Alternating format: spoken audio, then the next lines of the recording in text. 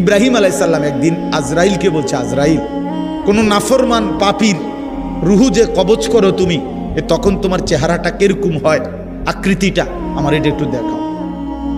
হযরত ইব্রাহিম আলাইহিস সালামকে আজরাইল বলছে, আল্লাহর কসম হে নবী, আপনি সহ্য করতে পারতেন না, আপনি এটা দেখতে চাইেন না। ইব্রাহিম আলাইহিস সালাম বললেন, না, আমার একটু হলেও দেখাও। তো আজরাইল এই বিভৎস আকৃতি, মানে নাফরমানের জান কবজ করার সময় উনার যে চেহারার আকৃতি হয়, এই চেহারাটা ধরে ইব্রাহিম আলাইহিস সালামকে দেখাইলেন। বিশ্বাস করেন, এই কিতাবে আছে, ইমাম কুরতুবীর কিতাব।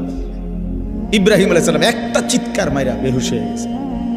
হুঁশ আসার পরে ইব্রাহিম আলাইহিস সালাম বললেন, আল্লাহর কসম, আয় আল্লাহ, মালিক আপনার কসম, কবরের আযাব, জাহান্নামের আযাব কোনো নাফরমানের জন্য কিছুই লাগবে না, শুধু আজরাইলের এই ভয়ানক দৃশ্য জান কবজের সময় একবার দেখলেই তার সারা জিন্দেগীর নাফরমানির শাস্তির জন্য এটাই যথেষ্ট।